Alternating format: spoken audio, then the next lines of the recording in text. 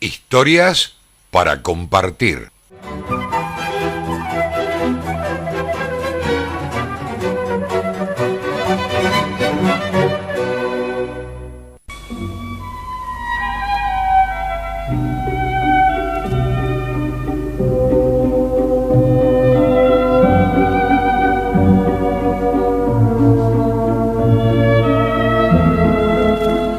La historia de hoy se titula El desamor.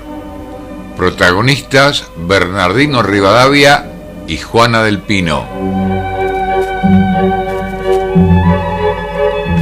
El 29 de mayo de 1780 nació Bernardino Rivadavia. Comenzó sus estudios en el Colegio San José de San Carlos en 1798, donde estudió gramática, filosofía, teología. Hacia 1806 aproximadamente, bajo el contexto de las invasiones inglesas, Rivadavia se incorporó a las milicias con el grado de capitán en el cuerpo de gallegos. El 14 de agosto de 1809, Rivadavia contrae matrimonio con una joven distinguida de la élite porteña, Juana del Pino y Balbastro.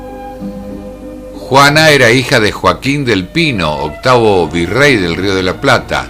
Ahora bien, ¿cómo comenzó este romance entre estos dos personajes?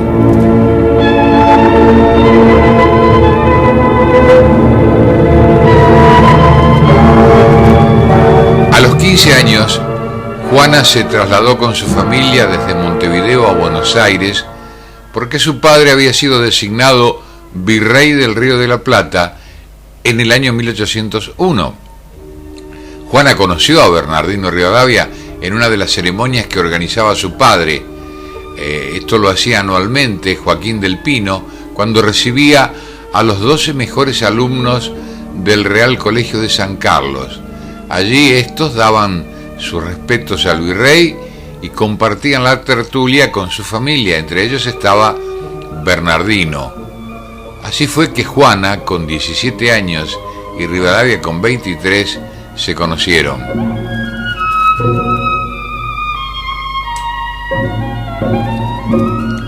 De por sí, Rivadavia no tenía un carácter alegre, por el contrario, era retraído. Algunos lo definían como eternamente triste.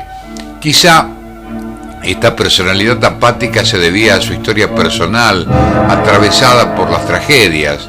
Su hermana mayor, Tomás, había quedado ciega, su madre, doña Josefa, había muerto cuando él tenía solo 6 años, y su padre, don Benito, se había casado nuevamente a poco de quedar viudo. De esta forma, todas estas experiencias habían creado a un joven entristecido, de carácter amargo. Incluso su aspecto físico tampoco lo ayudaba.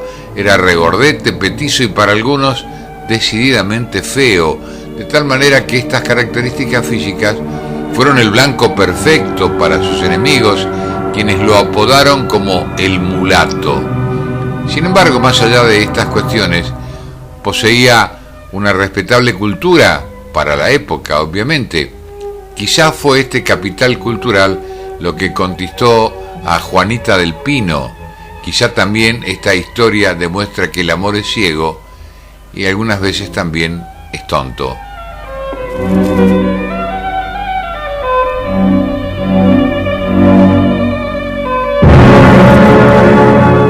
Estos jóvenes mantuvieron un romance aburrido y reglamentario durante 6 años. Antes de casarse, Joaquín del Pino muere. Un año después, la joven pareja se unía en matrimonio. Muy pronto nació su primer hijo, Benito. Luego nació Constanza en 1812 y Bernardino Donato en 1814. Al poco tiempo, Rivadavia viaja a Londres para gestionar negocios para el Estado. De esta forma, Juana del Pino se queda sola, muy enamorada, comienza a sentirse abandonada por su reciente esposo. A través de las cartas que le enviaba a Bernardino, da cuenta del temor que tenía ante la tensa situación de la política internacional. Su esposo hace caso omiso, comunicándole que viajará de Londres a Francia. Ante el desprecio de su esposo, Juana llora a escondidas, pero su tristeza no terminará en este hecho. En 1816 muere su madre y su hija, Constanza, de 4 años, mientras que Rivadavia se entretenía con negociaciones diplomáticas en Europa, sabiendo la terrible noticia. Ni siquiera a la declaración de la independencia hace que vuelva. Abandonada, intenta reunirse con su esposo, pidiendo al director Juan Martín de Pueyrredón viajar a Europa con sus hijos. No obstante, este pedido fue desestimado por falta de fondos. Incluso el gobierno central le recortó la pensión que recibía como esposa de funcionario. En vano fueron todos los reclamos a su esposo, al cual ella llamaba hijito. En una carta de 1819 le recuerda la situación de otros matrimonios que se disolvieron precisamente por estar tanto tiempo sin verse, y le ruega que no ocurra lo mismo, ya que sigue muy enamorada de él.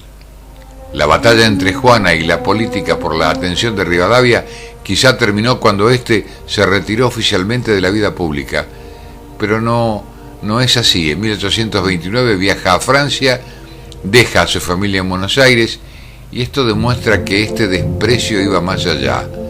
En su estada en París retoma su oficio de traductor, la democracia en América, los viajes y el arte de criar gusanos de seda son temas que traduce. En 1834 retorna a Buenos Aires, pero no puede desembarcar por una prohibición del gobierno de Viamonte.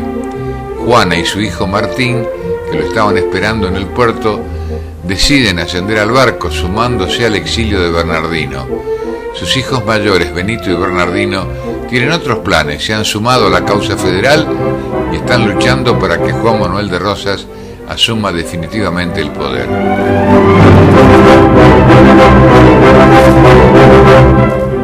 Parte de la familia exiliada se instalan en Colonia y luego pasan a Brasil, y allí, debido a un accidente doméstico, Juana del Pino muere en diciembre de 1841. Ante este hecho, su hijo Martín decide volver con sus hermanos, y Rivadavia en 1842 parte hacia Cádiz. Esta tortuosa relación que mantuvo Bernardino con su esposa y con sus hijos quizás se deba a que nunca tuvo una familia. Su historia personal, cruzada por la muerte y el abandono de su padre, es prueba de ello.